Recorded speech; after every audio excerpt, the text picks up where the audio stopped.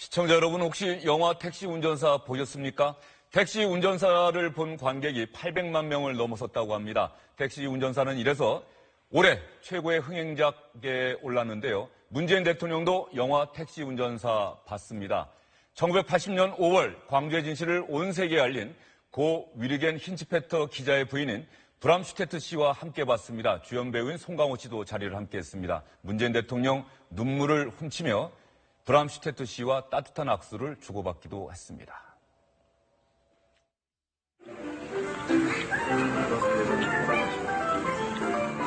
고객의 안전을 생각하는 Better Always. 감사해요. 수수께끼와 함께합니다. 걸어서 집에 어떻게 여행할 수 있는 시간. 맛집 많이 챙겼어요. 이 영화의 주인공인 그 힌츠페터 그 독일 기자 이 부인과 여동생 함께 영화 보러 왔습니다. 다들 박수 한번 보내주세요.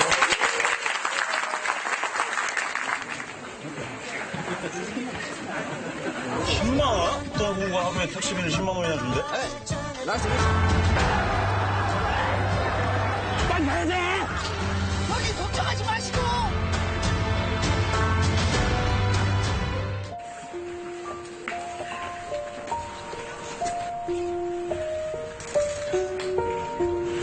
또 한국의 민주주의가 그만큼 발전하고 또 이 영화를 온 국민이 함께 보게 되었으니 아마 그분께는 최고의 보상이 되지 않을까 싶습니다.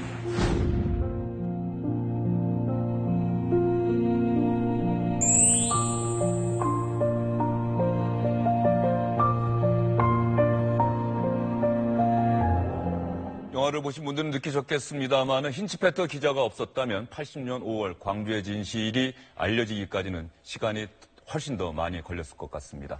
이상희 세명대 교수, 양문석 공공미디어 연구소 이사장, 원일이 SBS 논설위원 이렇게 세 분 나오셨습니다. 어서 오십시오. 네, 안녕하십니까? 안녕하세요. 세 분은 택시 운전사 보셨습니까? 아직 못 봤습니다. 아직 원일이 논설위원은 못 보셨고요? 예, 저도 아직 못 봤습니다. 못 보셨고요. 집중 분석했습니다. 보셨습니까? 집중 분석했다고요. 집중 분석이라고 하는 건 관람하셨다는 얘기입니까? 아니면은 제가 이 질문 할 것 같아서 제발 이 질문 좀 빼달라고 이야기를 하려고 하다가 예. 많이 분석했습니다. 예. 끝까지 확실한 대답을 하지 않으시는데. 이야기하자면 예. 보진 않았는데 집중적으로 분석을 했다. 예. 그럼 앞으로 보실 생각이십니까? 아, 당연히요. 예. 네. 문재인 대통령이 택시 운전사 본다. 이건 뭐 사전에 예고가 됐습니까? 아니면 깜짝 일정이었습니까? 일정 자체는 깜짝 일정이었는데 전체적으로 맥락으로 보면은 그 예고는 돼 있었어요. 왜냐하면 이미 5.18 때 문재인 대통령이 광주 발포자 그 진상 규명에 대한 예고를 한번 했었었죠. 지금 이제 이 영화가 이제 800만 넘어서 이제 대통령까지 보셨으니까 이제 1000만 뭐 넘어가는 건 이제 불보듯 뻔한 것일 거고, 대통령이 그냥 단순히 그냥 영화 휴일을 맞아서 영화를 관람한 것이 아니라 그 부인을 대동하고 주연 배우를 대동하고 영화 제작자들까지 했던 전후 과정을 쭉 복기를 해보면 대통령이 이 영화를 통해서 하려고 하는 지금 정치적 메시지는 명확합니다. 광주의 진실 규명, 아직 못한 부분이 분명히 있습니다. 광주의 진상은 힌츠페터 그 기자의 힌츠페터 기자의 이런 노력으로 세상에 알려졌고 지금 세월이 이렇게 많이 흘렀지만 정작 우리가 필요한 진실 규명은 지금도 안 돼 있는 거죠. 발포 명령자는 누구이며 실질적인 그 명령책은 어떻게 돼 있고 그 이후에 조치는 어떻게 돼 있는지에 대해서는 우리가 지금 역사적 진실을 밝힐 우리의 과제와 숙제로 남아 있다. 이런 메시지를 지금 전달하겠다는 것이 지금 청와대 입장입니다. 예. 장훈 감독, 주연 배우 송강호 씨, 그리고 유해진 씨, 대통령이 다 만나서 악수도 하고 그랬습니다. 그렇습니다. 유해진 씨한테는 뭐 영화에 나오는 것보다는 실물이 더 잘생겼다고 얘기를 하고요.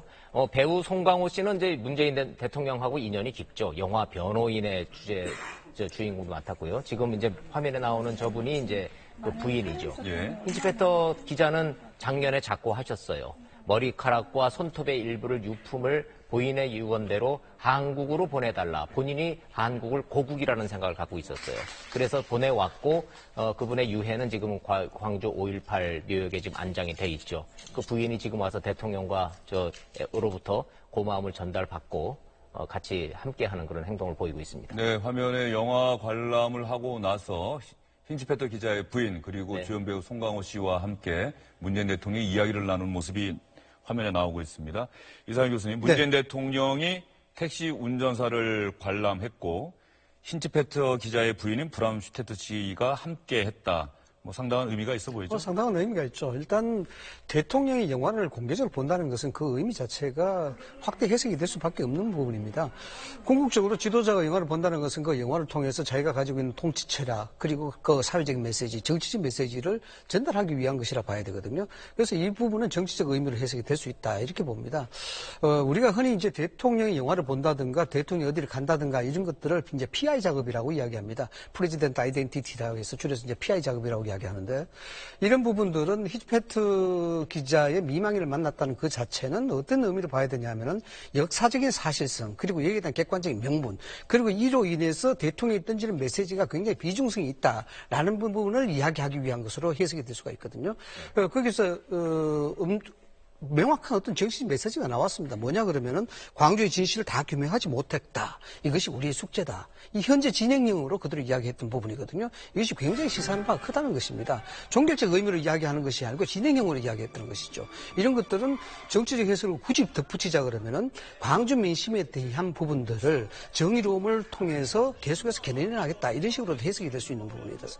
그래서 이번 이 영화에 대한 부분들은 PI 작업이 사실상 그 노무현 정부 그러니까 문재인 대통령이 비서실장으로 있을 때 우리나라에서 PI에 대한 청와대 예산이 제일 먼저 집행이 됐었습니다. 1억 8천만 원 정도로 제가 알고 있는데 그런 측면에서 우리가 비교를 본다 그러면은 청와대에서는 문재인 대통령의 소위 행보라든가 메시지라든가 이런 것들을 상당히 전략적으로 접근하고 있다 이런 것을 좀 엿볼 수가 있다는 겁니다. 그리고 택시 운전사를 보시게 되면 아마 아시겠습니다만은 80년대 대학가에서 그 광주의 진실이 아직 세상에 알려지기 전에 대학가에서 광주의 진상을 담은 사진들이 이렇게 전시가 되지 않습니까? 근데 가만히 보면 그 사진들이 힌츠페터 기자가 찍은 사진이나 동영상의 일부를 현상한 사진이 많다. 나중에 그런 느낌이 들더라고요. 예, 80 중반에 이제 본격적으로 그게 이제 드러나기 시작을 했고, 그다음에 뭐 제 개인적인 입장에서도 강주 폭동으로 배워왔던 하나의 사건이 강주 항쟁으로 바뀌는 데 있어서 결정적인 이 역할을 했던 게 힌츠페터의 그 동영상이었거든요. 그리고 대학가에서도 동영상을 워낙 많이 복사를 해가지고 우리 영화에서 찢어지는 그 화면들이 수없이 나오고 흰줄이 가고 계속해서 비 내리는 장면들 이는 한 10번, 20번 복사했던 그런 복사본들이 이제 돌았던 그 시절이 80대 중반의 상황이었던 것 같습니다. 어쨌든 그 강주 폭동과 강주 항쟁은 5.18을 보고 그 전두환과 그 일당들이 그 개념화했던 게 폭동이고 그리고 그 피해자들이 표현했던 게 항쟁이고 폭동과 항쟁이 하나의 사건에서 한국 현대사에 맞부딪혔던 대표적인 사건이다라고 볼 수 있고요. 오히려 이제 저는 이제 언론학 박사로서 저널리즘 관점에서 이 부분을 좀 봐야 됩니다. 예. 그 힌츠페트라는 사람이 독일 제1공영방송 우리나라로 치면 KBS 기자거든요. 그리고 이 우리나라로 치면 KBS 기자가 독일 뉴스에 이걸 처음으로 밝히면서 알려졌단 말이에요. 그러면 5.18 강주 때 그럼 KBS 그 당시 제1공영방송이라고 이야기하는 KBS 제2공영방송이라는 MBC는 강주 시민들에게 왜곡과 조작 방송을 한다고 해서 불이 탑니다. 그래서 독일의 제1공영방송은 이 사건을 전 세계에 알리고 우리나라 정작 대한민국의 제1공영방송, 제2공영방송은 오히려 시민들에게 불타는 그러한 현상들이 대비되는 측면이 있었고요. 세 번째는 그 당시 계엄사령부에서 철저하게 보도가 통제되는 상황에 있어서 우리나라의 사건을 우리가 알리지 않고 우리 언론이 알리지 않고 외신을 보고 우리나라 사건을 알아갔던 그러한 엄혹한 보도 통제가 있었고 이러한 보도 통제가 여전히 지난 10년 동안의 이명박 정부나 박근혜 정부를 거치면서 우리나라 언론이 할 말 그리고 해야 될 말들을 상당 부분 숨기고 주저하면서 한국의 민주주의가 후퇴하고 퇴행하는 이러한 언론의 흑역사를 우리는 지금도 목격하고 있다. 문재인 대통령이 최근에 했던 이야기 중에 가장 의미 있는 게 어떤 정권이 들어선다 하더라도 그 정권에 좌지우지되지 않는 불편부당한 공정한 방송의 시스템을 만들겠다고 약속했던 그러한 이야기들이 지금 언론에 있는 그리고 지금 우리가 방송하는 우리에게는 절절하게 다가오는 표현이라고 저는 생각합니다. 네, 양문석 소장이 언론학 박사이셔서 영화 택시 운전사를 학문적 관점에서 접근하셨고 우리나라 언론의 현실에 대해서도 이야기를 해주셨습니다. 문재인 대통령이 언급했다는 그 약속은 반드시 지켜야 된다는 생각이 들고요. 뭐 그 당시에 KBS, MBC뿐만 아니라 우리나라 모든 언론이 사실은 광주에 대해서 침묵을 했었죠. 이 부분은 철저하게 반성을 해야 되는 부분인 것 같고 영화 속에 송강호 씨 기사가 갑자기 생각이 납니다. 당신 기자잖아? 빨리 찍어줘. 이 얘기가 기억이 납니다. 기자에 대한 광주 시민들의 기대가 얼마나 컸는지 진실 보도에 대한 광주 시민들의 염원이 얼마나 컸는지가 갑자기 또 생각이 났고요. 문재인 대통령도 방금 이 부분 제가 대학가에서 80년대 중반에 볼 수 있었던 사진 이것과 관련한 이야기를 힌츠페터 기자의 부인에게 했다고 하는데 어떤 했죠. 내용입니까? 목숨 걸고 찍은 그 동영상과 사진이 지금 현재 광주의 진실을 규명하는 기초 자료와 사초가 지금 돼 있는 겁니다. 저희가 대학을 다녔던 80년대 중반에 우리가 흔히 말했던 독일 비디오, 광주 독일 비디오의 실체가 이거였다는 사실, 저도 개인적으로는 사실은 이 영화를 통해서 이 영화가 지금 지금 얘기하고자 하는 지금 이 힌츠페터 이 기자의 이 업적이 내가 어렸을 때 대학을 다닐 때 우리가 그냥 들었던 그 광주 독일 비디오가 이거였구나라는 걸 이번에 알게 됐어요. 저도 개인적으로는. 힌츠펜터 교수가 기자가 그 목숨을 걸고 이거 동영상을 찍죠. 지금 영화에 나오는 저 장면입니다. 저 때는 필름이었어요. 지금처럼 어떤 데이터가 아니지 않습니까? 저 필름을 금속 캔에 담아요. 힌츠펜터 기자는 그 당시에 광주 주재 기자나 서울의 주재 기자가 아니었고 일본 도쿄 특파원으로 나와 있던 기자입니다. 슈나이더 신부라는 이 천주교 신부의 연락을 받고 목숨 걸고 광주로 들어가는 과정이 실어 날른 이 택시 기사가 지금 영화의 주인공이 지금 송강호 씨가 열연을 했던 것이고, 저 때 찍힌 저 동영상이 이 금속 캔에 걸쳐서 홍콩을 거쳐서 독일로 가서 독일에서 첫 방송을 하는 겁니다. 그리고 난 다음에 광주 사태가 끝난 뒤에 돌아가서 광주 다큐멘터리를 만들죠. 김대중 전 대통령의 사형이 부당하다라는 걸 알리는 그런 다큐멘터리입니다. 그 다큐멘터리도 80년대 다시 한국으로 역수입돼 들어와서 대학가를 중심으로 아름아름 봤었고 다들 숨어서 그걸 봤던 운동권 그 당시 학생들, 지금 이제 정권을 잡고 있는 모든 사람들이 숨어서 봤다고 기억하는 그런 동영상들인데, 문재인 대통령도 본인의 이 의식에 남아있는 저 동영상의 존재는 바로 그러한 것들이다. 여기에는 목숨이 담보로 됐던 기자로서의 용기가 담겨있는 다큐멘터리다. 사초다. 이렇게 돼 있어요. 외국인 기자가 이렇게 목숨 걸고 이 사초를 찍었는데 우리가 이 진실을 밝히지 못하는 것은 우리의 책임 유기다라고 하는 것이 지금 문재인 대통령이 가지고 있는 역사 인식입니다. 네. 80년대 대학가에서 광주의 진상이 담긴, 그리고 조금 전에 원희룡 논설위원이 광주 사태라는 단어를 한번 사용하셨는데 그 당시에 그랬죠. 광주 사태라고 하는 표현을 썼고요. 광주 사태는 지금 이제 역사적 고층을 거쳐서 광주 민주화 운동으로 지금 역사적으로 지금 정리는 돼 있습니다. 예, 그랬다는 점을 시청자 여러분께 말씀드리겠습니다. 그리고 광주 민주화 운동으로 명명이 된 건 역설적이게도 전두환 전 대통령과 함께 신군부의 주역이었죠. 노태우 전 대통령 정부에서 광주 민주화 운동으로 명명됐다. 점 여러분께 상기시켜드리겠습니다. 지금 이 자리에서 참 많은 이야기가 나오고 있는데 택시 운전사라는 영화 안에서 계엄군이 광주 시민들을 향해 조준 사격하는 장면이 나온다. 이 부분에 대해서 어떻게 생각하느냐 이렇게 질문을 던졌더니 전두환 전 대통령 측의 민정기 비서관이 주영진의 뉴스 브리핑에 이렇게 얘기를 했었죠. 발포 명령자는 검찰서 재판을 통해서도 밝혀지지 않았다. 그것은 없다는 뜻이다. 그리고 만약에 영화를 보지 않았지만 정말로 그랬다고 한다면 그것은 명백한 날조고 왜곡이다. 이렇게 주장을 하지 않았습니까? 이 부분과 관련해서 문재인 대통령이 지난 5.18 민주화운동 기념식에서 했던 이야기 여러분께 다시 한번 들려드리겠습니다. 새 정부는 5.18 민주화운동의 진상을 규명하는데 더욱 큰 노력을 기울일 것입니다.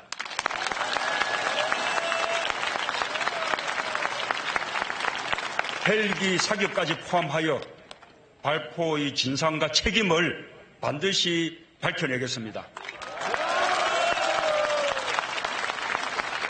5.18 관련 자료의 폐기와 역사 왜곡을 막겠습니다. 문재인 대통령의 진상규명 의지 5.18 민주화운동 기념사에서 여러분도 충분히 느끼실 수 있었을 텐데요. 양무석 소장님, 네. 문재인 대통령의 의지대로 정말로 광주 민주화 운동의 진실이 드러날 수 있을 걸로 생각하십니까? 이미 많은 시간이 흘러서. 최근에도 이제는 그 기무사 쪽에서 그 또 관련 자료들이 조금씩 다시 그 나오고 있고, 그리고 충분히 자료를 중심으로 해서 이 조사가 되지 않았던 측면이 있습니다. 그동안에는 정언에 의해서 이제 조사가 됐던 측면들이 있기 때문에 그러한 자료들, 기밀 문서들이 이제는 구체적으로 이제 이 접근할 수 있는 상황이 됐기 때문에 아마 진상 규명의 상당 부분들이 이제 접근이 가능할 건데, 사실상 택시 드라이버가 지금 시점에서 37년이 지난 지금 시점에서 문재인 정부 100일을 점해서 터져 나오는 이유가 뭘까? 라는 고민을 생각을 해봤는데요. 결국은 전두환 대통령의 해고록이 강주 폭동이라고 이야기를 했고, 그 다음에 지난 몇 년 동안 지속적으로 북한 무장공비의 준동이었다라는 어떤 방송사들의 또 이야기들도 있었고 하는 것들이 계속 이제 누적돼 있던 게 결국 이번에 택시 운전사를 통해서 이 이야기가 이제 전면화되는데, 제가 보기에는 딱 두 가지일 것 같습니다. 하나는 발포 명령자가 이제 좀 구체적이고 실체적인 진실에 접근하고 있는 것 같고, 두 번째가 이제 헬기 폭격에 대한 부분들이 이 정리가 되면 실질 이 두 가지가 이 진상이 규명되면 사실상 5.18 민주화 운동의 전모가 드러나는 거다라는 게 지금 제 생각입니다. 예. 헬기 사격 같은 경우는 SBS 그것이 알고 싶다에서도 의혹을 제기했었고요. 그 부분에 대해서도 진상이 밝혀져야 된다고 양문석 소장이 얘기하셨는데, 사실 1995년에 12.12.5.18 진상규명을 위한 검찰 특별수사본부 발족해서 정말 열심히 수사했다고 당시 수사팀에 있던 검사들이 이야기를 했거든요. 네, 그렇죠. 발포 명령자를 그런데 찾아내질 못했어요. 그 부분에 대해서는 두루뭉술하게 공소장에 집어넣을 수밖에 없었다, 이렇게 토로했던 기억이 나는데, 이상희 교수님 보시기 어떻습니까? 그 역사에 대한 다양한 관점이 존재할 수밖에 없는 부분이죠. 이 사실의 확인에 대한 부분들은 그 시기성이 굉장히 중요합니다. 이 부분은 역사적 실체에 대해서는 건접을 해야 되고, 그 노력들이 우리 국민들이 해야 되는 부분이고, 또 지도자들이 또 해야 되는 부분이기입니다만, 이게 수십 년이 지난 상황에서 과연 우리가 현실적으로 봤을 때 발포자를 찾아낼 수는 있을까? 만약에 찾아내지 못한다 그러면은 또 다른 사회 갈등으로 번질 그런 가능성은 없는가? 이런 것들은 우리 정치권과 지도자들이 한 번쯤 생각해 봐야 되는 문제다, 이렇게 봅니다. 혹자들은 여러 가지 이야기를 많이 합니다만은 이것이 발포 명령자가 없고 5.18 총동에서 나온 것이다, 또 이렇게 해석하는 경우도 있거든요. 현장에 있던 개헌군들이 시민들의 위협에 놀라서 자위권 발동 차원에서 했다는 것이 전두환 전 그런 얘기도 나오고 대통령의 있죠. 주장이죠. 그런 얘기도 나오고, 이런 것들이 충돌이 되고 있고, 이런 부분들이 대립적 상황까지도 이해되는 부분, 사회적 혼란으로 야기되는 그런 상황들을 우리가 목도를 해왔는 부분이단 말입니다. 그래서 이 상황에서 이걸 문재인 대통령이 분명한 정치적 메시지를 던지지 않습니까? 앞서도 말씀을 드렸다시피 규명하지 못한 부분들은 우리가 규명해야 될 것이 우리의 숙제다라고 해서 현재 진행형으로 갔단 말입니다. 이런 것들을 종교적 의미를 본다 그러면 이런 말을 했겠죠. 우리는 광주 민주화 운동에 대한 부분들을 딛고 일어서서 이렇게 앞으로 발전해 나가야 된다, 이런 어떤 워딩이 나와야 되는데 숙제를 규명해야 된다라고 이야기했으니까 앞으로 갈등의 소지는 여전히 남아있고, 또 다른 한편으로는 어떤 형태든지 정폭될 가능성도 충분히 있다라고 이제 볼 수가 있는 측면에서 좀 우려스럽다라는 생각을 합니다. 예, 그런데 이 부분에 대해서는 우리 양문석 소장께서 좀 반론을 제기할 수 있을 것 같습니다. 역사의 진실을 규명하는 게 갈등의 소지가 있거나 분열의 소지가 있다 한들 역사의 진실을 밝히는 부분에 대해서는 정말 해야 되는 부분이거든요. 사회적 비용을 치르고 사회적 갈등 비용을 치르고, 그리고 동서의 분열이 있다 한들 역사의 진실을 파묻으면 그건 안 되는 거잖아요. 즉 자꾸 갈등을 강조하는 사람과 진상규명을 강조하는 사람들이 어떻게 정치적 대립을 하는 것처럼 만들어서 이게 또 하나의 정쟁으로 전환시키려고 하는 프레임 전환들이 지속되고 있는 상황에서 역사의 진실은 밝혀져야 된다. 자, 이수신 장군이 죽었느냐, 안 그러면 도망갔느냐라는 논란이 있으면 우리는 모든 사초를 동원해서 그것들을 찾아내야 되고, 선조 측에서는 그것들이 도망갔다라고 이야기할 수 있겠지만 민중이나 백성들 차원에서는 일본의 총탄에 맞아 죽었다라고 하는 부분들을 찾아내는 과정과 마찬가지로 광주에서 누가 발포했느냐, 그 다음에 헬기 사격은 누가 시켰느냐, 누가 쐈냐, 이러한 부분들에 대해서 밝히지 않고 덮어서 미래를 가자, 이거는 똑같은 겁니다. 한일 위안부 문제를 놓고 한일 관계의 미래를 위해서 한일 위안부 덮어놓고 가자.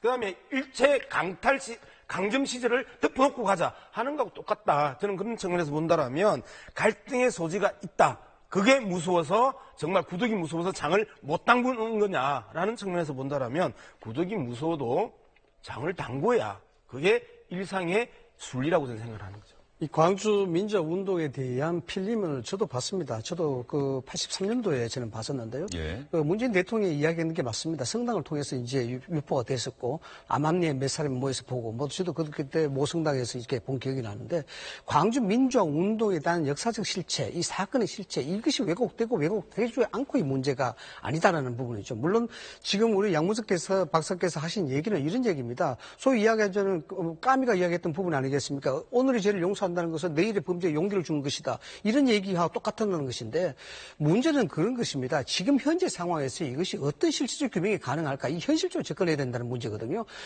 다분히 문재인 대통령 입장에서 본다 그러면 정치적 이득이 있을 수가 있습니다. 사회적 약자라든가 역사적 정치, 역사적 사건에 대해서 뭔가 모르게 정의로움을 이야기한다 그러면은 대통령이 가질 수 있는 상당한 이미지 효과는 있다라고 볼 수가 있거든요. 과연 그것이 다는 아니지만은 그것을 위한다 그러면 그건 잘못됐다라는 것입니다. 현실적 규명을 어떻게 해나갈 것인가, 실체적 접근을 어떻게 해나갈 것인가, 그리고 이 부분이 규명이 안 된다 그러면 사회적 혼란을 어떻게 수습해야 될 것인가, 이것이 어느 한쪽의 지도자가 아니고 대한민국의 대통령으로서 이 부분을 객관성 있게 봐야 된다, 이런 논리거든요. 광주 민주운동 자체가 잘못됐고 이런 것을 덮어버리자는 그런 논리도 아니라는 얘기입니다. 네, 알겠습니다. 이상희 교수와 양문석 소장이 잠시 그 논리 싸움을 벌이신 것 같은데 이렇게 정리를 하시죠. 양문석 소장께서는 당연히 역사적 진실은 규명해야 한다라고 하는 당위를 강조하셨고 이상희 교수께서는 정치적 현실을 보다 더 강조하신 것 같은데 문재인 대통령은 어쨌든 광주 민주화 운동의 진상을 규명하겠다고 분명히 강조했기 때문에 문재인 정부에서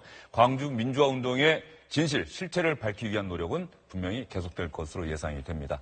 화제를 좀, 아주 다른 화제는 아니고요. 문재인 대통령이 이렇게 영화를 봤는데 역대 대통령들이 이렇게 영화 본 경우가 자주 있지 않습니까?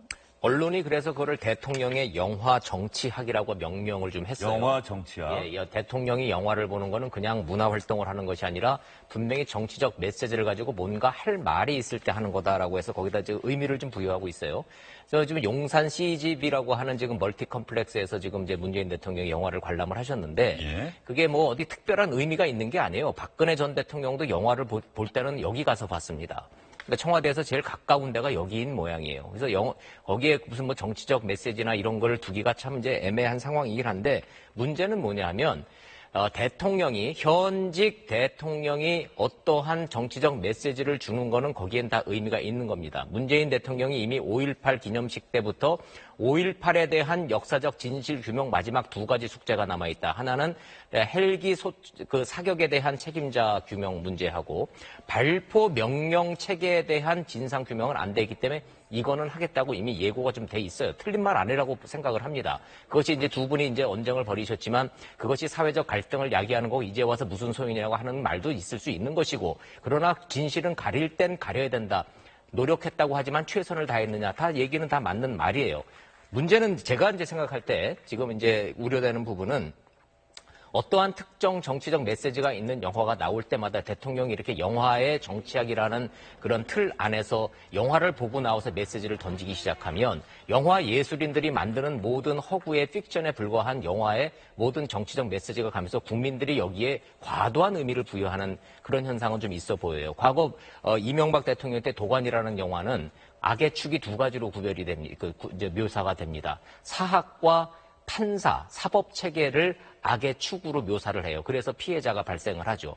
그렇게 해서 이명박 정부 때 이명박 대통령도 이 영화를 보고 나왔어요. 그러나 그걸 보고 나온 다음에 각 정치 진영에서는 그게 지방선거에 악용이 됐습니다. 그래서 누가 떨어졌고 누가 붙었다는 얘기가 나올 정도로 우리는 정치가 과도하게 그 정치적 메시지가 담기는 그런 경향이 좀 있는 거죠. 영화 판도라를 보고 나와서 대통령이 탈원전을 선언을 하면 그 영화 판도라에 묘사됐던 모든 허구적 요소들도 다 사실관계가 맞는 거를 전제로 해서 간다는 그런 오류의 늪에 빠질 가능성이 좀 있다라는 거죠. 그래서 대통령이 영화를 보고 나와서 어떤 정치적 메시지를 던지는 거를 언론에서는 영화의 정치학이라 했고 그동안에 역대 대통령들이 모두 이런 걸 다 활용을 해왔다라고 좀 되고 있는데 과연 우리나라에서만 벌어지고 있는 영화의 과도한 정치학이 접목되는 거 아닌가 이런 생각 한번 해봅니다. 예.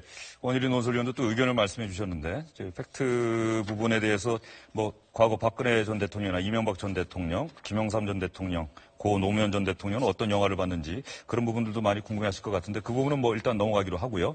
문재인 대통령은 영화가 본인에게 어떤 의미를 주는지에 대해서 기자들이 질문을 하기 전에 영화를 보고 난 다음에 이렇게 설명한 적이 있었습니다. 예, 저는 이 영화 보면서 정말 우리가 그 힘없는 그 약한 사람들의 이야기를 좀 제대로 들어주는 그런 세상이 됐으면 좋겠다고 그렇게 생각했습니다. 약한 사람들 이야기 좀 귀 기울이고 들어주는 세상. 예, 오늘 이 영화 보면서도 다시 한번 참 간절하다는 생각이 듭니다.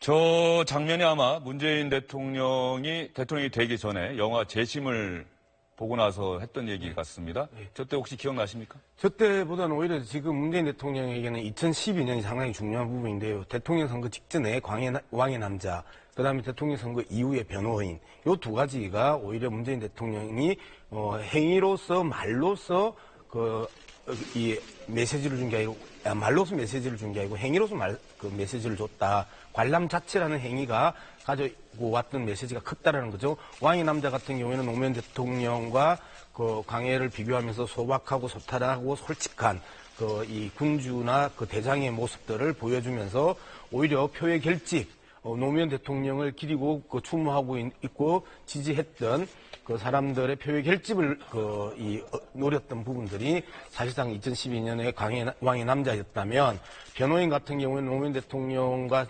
자신의 이야기였단 말이에요. 그런 측면에서 봤었을 때 다시 정계를 복귀하고자 하는 또 하나의 상징적 의미를 던졌다. 그래서 정치인이 영화를 보면서 그 영화를 보는 행위와 그 다음에 이후에 보이는 말, 그 다음에 행위 하나하나가 메시지가 될 수밖에 없습니다. 뭐, 과잉 의미 부여라고 이제 원 기자께서 말씀을 하셨는데, 어느 정치인 치고 자신과 상관있고 자신의 오늘의 메시지와 내일의 행보에 대해서 연관되고 있는 이 컨텐츠를 향해서 관심을 안 가질 사람이 없는 거거든요. 그거는 한국에서의 과잉 의미 부여가 아니라 전 세계적으로 대중 정치인들은 대중 매체를 통해서 자신의 정치적 입장과 자신의 행보를 계속해서 암시하거나 메시지를 주는 거기 때문에 지나치게 우려하는 것 아니냐라는 생각들은 들었습니다.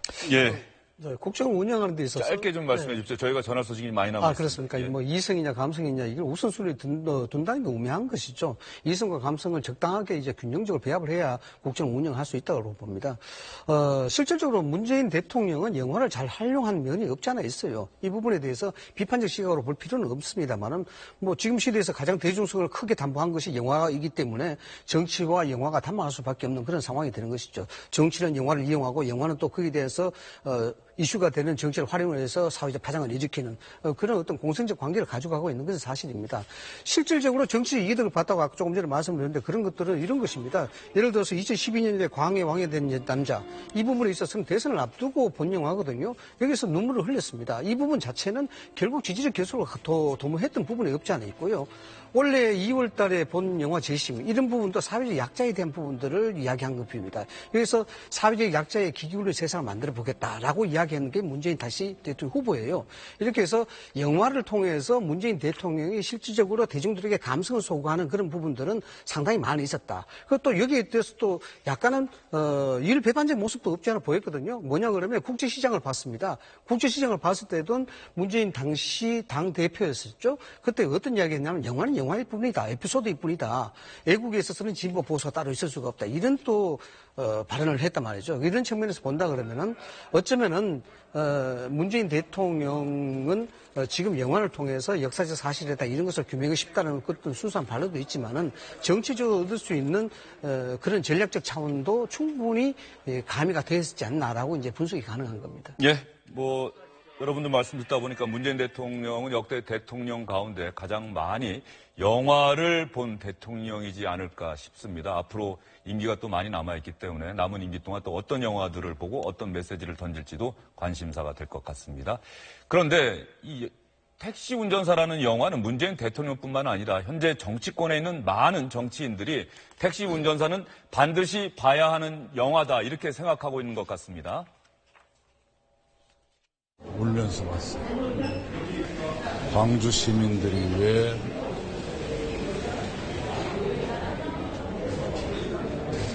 (80년 5월을) 과거형으로 보내지 못하고 현재 진행형이라고 생각하는가 하는 것이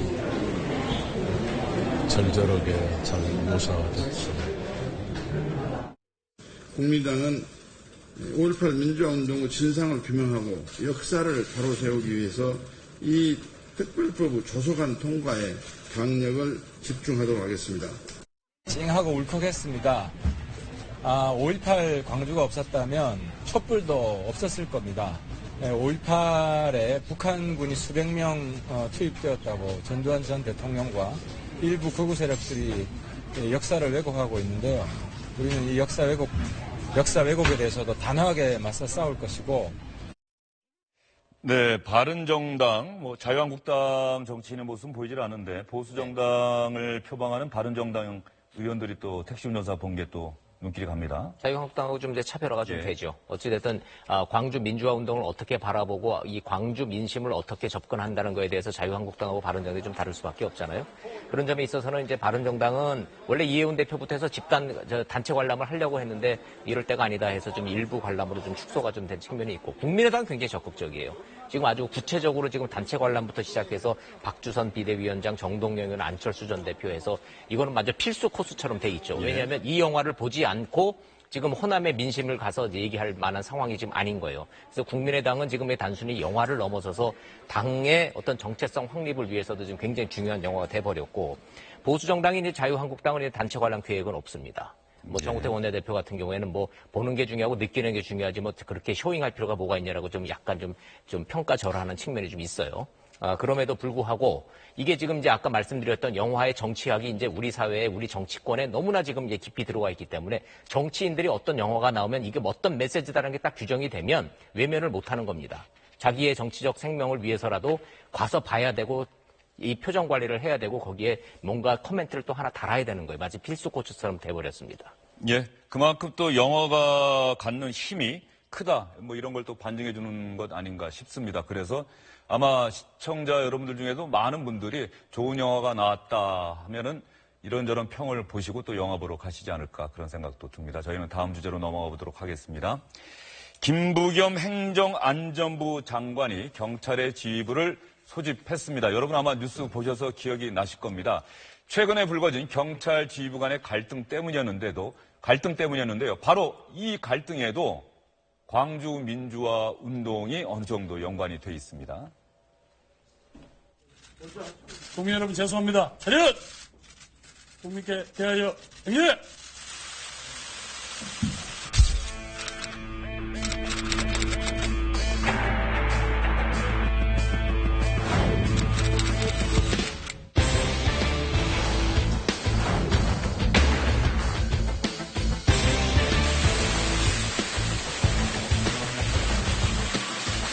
행정안전부 장관인 제가 국민 앞에 엎드려서 사죄드립니다. 국민 여러분의 노고를 들어드려야 할 텐데 오히려 걱정을 끼쳐드렸습니다. 진심으로 사과드리고 반성합니다.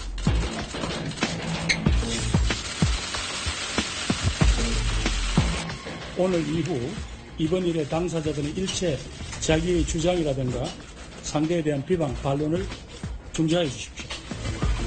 불미스러운 상황이 계속된다면 국민과 대통령으로부터 위임받은 권한으로 저는 지혜의 고하를 막론하고 반드시 책임을 묻겠습니다. 국민 여러분께 큰 걱정을 끼쳐드린 데 대해 매우 부끄럽고 정부스럽게 생각합니다. 본의아니게 신뢰를 끼쳐드린 데 대해서 정말 송구스러운 고맙습니다.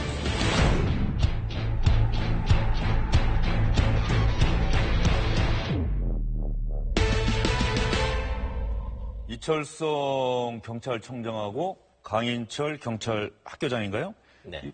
갈등이 왜 시작이 된 건지 좀 설명이 필요해 보입니다. 지난해 11월이면은 이제 촛불 집회가 이제 막 타오르기 시작하는 그런 상황이죠. 그렇죠. 그때 광주 청장이었었어요. 지금 강인철 학교장이. 예. SNS에 글을 그때 올라갑니다. 광주는 민주화의 성역이라고 이런 글이 올라가요. 하루 만에 그 글이 삭제가 됩니다.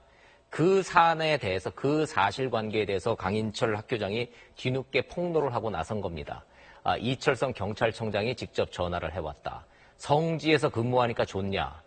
이 촛불이 지금 이 정권, 촛불 때문에 이 정권이 무너질 것 같냐? 여기서 정권이라는 건 박근혜 정부예요. 예. 그리고 박근혜 정부 때 박근혜 대통령에 의해서 임명된 게 이철성 경찰청장입니다. 내가 있는 한은 촛불 때문에 이 정권이 넘어가는 일은 없을 것이다라고 주장을 하고 나선 겁니다. 이거 주장입니다. 강인철 학교장의 주장입니다. 거죠? 예. 하극상이죠. 현직 경찰청장을 통해서 직격탄을 날린 거예요. 그러니까 이철성 청장은 나는 전화한 사실 자체가 없다. 이거는 음해다. 날조다라고 좀 주장을 하고 있어요. 그럼 왜 그랬을까? 지금 강인철 학교장이 광주 경찰청장 할 때부터 비위 때문에 경찰청장이 직접 감찰을 지시해 놓은 상태예요. 이 비위 때문에 비위를 피해가기 위해서 나를 지금 청장을 물고 들어가는 것이다라고 좀 주장하고 있는 게 지금 그냥 내부에서만 싸운 게 아니라 SNS에다가 서로 글을 올리면서 이제 진실 공방이 돼 버렸습니다. 자, 사실관계 여부는 분명히 가릴 수 있을 것 같아요. 왜냐하면 한쪽에서는 청장이 전화를 해서 이런 말을 했던 녹취는 돼 있지 않지만 전화를 한 사실관계 자체는 밝혀낼 수가 있잖아요. 그런데 그것도 지금 나오고 있지가 않습니다. 자, 문제는 뭐냐? 경찰청 수뇌부에서 이렇게 니전투구식 이런 진흙탕 싸움이 벌어지니까 청와대와 김부겸 장관의 입장이 곤란해진 겁니다. 지금 청와대 정권 차원에서 검경 수사권 조정을 통해서 검찰이 갖고 있는 권력을 경찰로 좀 이양해서 권력을 분산하고자 하는 게 지금 큰 그림인데 경찰청 내부에서 수뇌부끼리 이렇게 진흙탕 싸움을 벌이다 보니 야, 이런 경찰한테 권력을 나눠주는 것이 과연 맞는가? 시기상조 아닌가? 이런 지경까지 지금 가 있는 겁니다. 김부겸 장관 입장에서는 진실이 무엇이었든지 간에 이 상황을 그대로 놔둘 수가 없다는 거죠. 그러니까 네, 알겠습니다. 그 부분은 이제 다음에 좀 또 이야기를 나눠보도록 하고요. 두 분의 의견을 한번 여쭐게요. 경찰청장하고 어쨌든 부하죠. 경찰학교장. 그런데 이런 공방전을 펼치는데 그것이 어떤 지휘 계통이나 공직사회 내부에서가 아니라 누구나 접할 수 있는 SNS를 통해서 한다. 이 부분에 대해서는 어떻게 생각하십니까? 문제가 있다고 보십니까? 어떻습니까? 이미 기강이 무너진 상황이죠. 그리고 도전받는 경찰청장, 도전하는 경찰 간부 이런 상황이면 경찰청장이 책임지고 자기가 사퇴하는 게 맞는 거죠. 그리고 진실 공방이라고 자꾸 언론에서 이야기를 하는데 진실 공방 아닌 거 알잖아요. 이미 작년 11월 21일 강주일보가 똑같은 내용에 대해서 보도를 합니다. 그 당시 그 제목이 경찰청장 삭제 지시 의혹이라고 하면서 작년 11월 21일 날 그 이야기를 하거든요.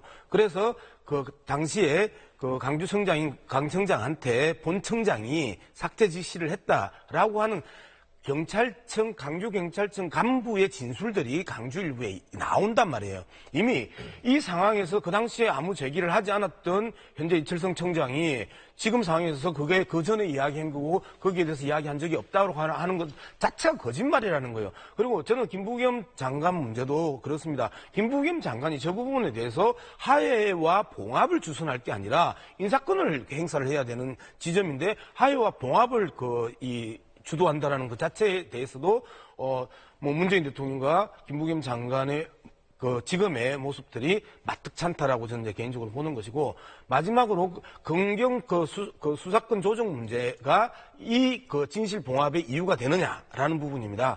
이미 경찰과 검찰이 아랫단위, 하부단위, 그다음에 상부단위 수많은 스캔들이 난다 하더라도 제도는 제도이고 그리고 이건 국회에서 정리해주거나 실제 시행령으로 해결해야 되는 부분들인데 이건 말 그대로 국회에서 정리해야 되는 부분이거든요. 그런 측면에서 본다라면 검경 수사권 조정 문제를 가지고 진실 공방을 봉합하는 것이 올바른 태도냐? 안 그러면 명확하게 진실을 가려내고 그리고 거기에 대해서 엄중하게 책임을 묻는 게 대통령과 장관의 모습이냐라고 본다라면 저는 진실 공방에 대해서 엄격하게 진실을 가려내고 거기에서 책임을 물어야 된다. 두 번째, 이미 하극상을 당하고 있고 하극상을 하는 이 경찰 조직이면 그 부분에 대해서 경찰청장은 정무적 책임을 지고 도의적 책임을 지고 물러나야 되는 겁니다. 진실 공방 그와 상관없이. 그런데 아직 두 사람 다 싸움을 붙었던 그 두 사람 다 뻔뻔스럽게 저 자리에 앉아서 사과하는 모습들을 보면서 어느 국민들이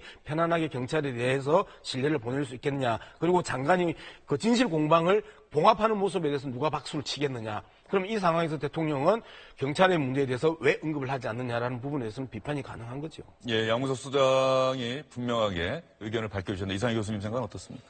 짧게 보자면 그렇습니다. 오죽하면은 지휘권을 발동을 하겠습니까? 행안부 장관이 경찰청장한테는 임명제청을 갖고 있습니다만은 사실상 임기제 외청장이기 때문에 소속 공무원에 대한 인사권은 사실 경찰청장한테 봐야 되겠죠. 그럼에도 불구하고 행안부 장관이 전격적으로 지휘권 발동하다는 것은 이 상황 자체가 심각하다는 겁니다. 어디서 심각하다고 의견이 반영이 됐냐 그러면 역시 청와대가 상당히 이 상황을 심각하게 보고 있다 이렇게 판단이 되는 거죠. 뭐냐 그러면은 정부 조직 내의 하극상입니다. 정부 조직 내 행정부 수반의 대통령입니다. 대통령이기 때문에 여기에 부담을 가질 수밖에 없는 것이고 또 하나는 주요 권력기관장들이 있죠. 국세청장, 국정원장, 검찰총장, 경찰청장 이렇게 해서 주요 권력기관장을 보는데 유일하게 이철성 경찰청장만이 유임이 된 사람이에요. 유임이 됐기 때문에 여기에 대해서 하극상이 나고 이게 비판 여론이 생기고 갈등이 생긴다는 그 자체는 청와대로서도 부담이 될 수밖에 없는 그런 상황이다. 그러면 앞으로 이것이 봉합이 될 것인가에 대한 문제는 상당히 부정적으로 볼 수밖에 없죠. 왜냐하면 국정감사도 남아있고 또 강 교장에 대한 징계위원회가 아직까지 진행이 되고 있고 또 이 사건 자체가 검찰청의 형사사무부에 배당이 됐습니다. 검찰 조차에서 통화 내역이 아마 이게 영장 발부가 되면은 조사가 되게 되면은 이게 일단 지시 공방이 또 벌어질 수밖에 없는 상황이기 때문에 그래서 그런지는 몰라도 김부겸 장관이 이 거취에 대해서는 애들러서 표현을 했단 말이죠. 국민적 여론을 두고 보고 하겠다라는 것인데 결국 이 부분은 정부 조직 내에서 나타나는 현상이기 때문에 청와대, 정부를 움직이는 청와대 입장에서는 부담스러울 수밖에 없고 그것을 휴가를 마치자마자 바로 지휘권 발동해서 회의를 소집하게 한 그런 김부겸 장관에게 이 일을 맡긴 그런 동기라고 볼 수가 있습니다. 김부겸 행정안전부 장관이 실제로 지금 방금 두 분이 말씀하신 부분에 대해서 얘기한 부분이 있습니다. 먼저 이번 진실 공방과 관련해서 검경 수사권 조정이라는 문제만큼은 이 진실 공방 때문에 이 문제가 자칫 망가져서는 안 되겠다 이런 시각을 보였습니다. 검경 수사권 조정은 새 정부의 핵심적 국정 과제입니다. 국민 여러분께 머리 숙여 부탁드립니다. 대한민국 경찰이 거듭 태어나는 것을 전제로 경찰에게 다시 한번 기회를 주십시오. 불미스러운 내홍의 목욕물을 버리대다가 검경 수사권 조정과 인권 경찰로의 재탄생이라는 악의까지 버릴 수는 없지 않겠습니까? 김부겸 행정안전부 장관 이철성 경찰청장의 거취에 대해서 기자들이 질문하자 이렇게 대답을 했습니다. 장관님이 지금 오신 것을 현 지휘부에 대한 재신임으로 봐도 되나요? 그런 판단 여부는 결국 국민들에게 달린 것일 겁니다. 일각에서 제기되고 있는 경질설에 대해서는 지금 제가 더 이상 다른 말씀을 더 보태는 게 옳지 않은 것 같나요? 네. 김부겸 행정안전부 장관 얘기 어떻게 받아들여야 됩니까? 바꾸겠다는 얘기입니까? 안 바꾸겠다는 무슨 말인지 잘 모르시겠죠. 예. 이미 그 앞에 지금 이제 그 대통령 말을 언급을 했어요. 대통령께서 고민한 것으로 알고 있지만 다시 명예를 회복할 기회를 옳다는 참모의 건의를 대통령이 받아들였다라고 이미 소개를 했단 말이에요. 그러니까 정리는 된 거예요. 일단 봉합하고 간다는 거예요. 지금 경질하지 않겠다는 겁니다. 내부적으로 이유는 두 가지예요. 지금 청장의 임기가 이제 몇 달 남았습니다. 11월에 인사권이 이제 제청이 되고 이제 내년 이제 넘어가면은 이제 임기가 끝나요. 경찰청장 2년 임기제는 이게 노무현 대통령이 만든 작품입니다. 여기에 손대기가 싫다라는 내부적 분위기가 분명히 좀 있어요. 지금 돌아가는 꼴로 보면은 당장 경질하는 것이 맞는데 노무현 전 대통령이 만들었던 경찰청장 임기제를 가능하면 좀 지키고 싶다라는 데는 정치적 욕심이 좀 남아 있습니다. 그게 가장 큰 이유인 거죠. 두 번째는 아까 제가 말씀드렸던 검경 수사권 조정을 놓고 여기에서 경질을 해버리면 거 봐라.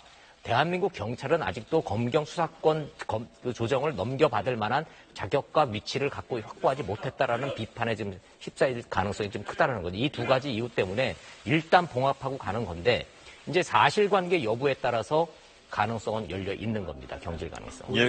예, 죄송합니다. 검찰총장은 임기제인데 스스로 본인이 저 자리에서 물러나면서 새로운 검찰총장이 임명이 됐고 이철성 경찰청장도 가령 뭐 청와대가 정말로 임기를 보장하고 싶은데 본인이 만약에 그만둔다고 한다면 그건 또 뭐 어쩔 수 없는 그럼요. 일이겠습니다. 예, 알겠습니다. 세 분과의 말씀은 이쯤에서 정리를 하도록 하겠습니다. 양문석 소장님 다음에 나오셨을 때 오늘 못다 하신 얘기 해주시기 바라고요. 세 분 보내드리면서 문재인 대통령이 오늘 낮에 독립유공자 그리고 유족과 점심 식사를 함께했습니다. 독립운동을 하면 3대가 망하고 친일을 하면 3대가 흥한다는 이 말 반드시 없어지도록 하겠다고 강조했습니다. 문재인 대통령의 이야기 여러분께 들려드리겠습니다. 어떤 말로도 충분한 위로와 보답이 되지 못하겠지만 대한민국 국민 모두가 여러분의 희생과 헌신을 기억하고 있다는 말씀을 드리고 새 정부가 가장 중요하게 생각하는 일 중에 하나가 보훈 정책을 제대로 하는 것입니다. 보훈 정책은 선열들을 드리는 동시에 안보를 튼튼히 하고 국민을 통합하는 지름길입니다. 내일 8.15 경추사에서도 말씀드리겠지만 유공자 여러분의 건강과 후손들의 안정적인 생활보장, 장래의전 확대 등 마지막까지 예우를 다하는 국가를 만들겠다는 각오로 대책을 마련했습니다. 독립유공자 3대까지 합당한 예우를 받도록 하겠습니다. 무엇보다 진정한 보훈은 대한민국을 나라다운 나라로 만드는 것이라고 생각합니다. 독립운동의 정신을 받들어 국민이 주인인 나라를 만들겠습니다.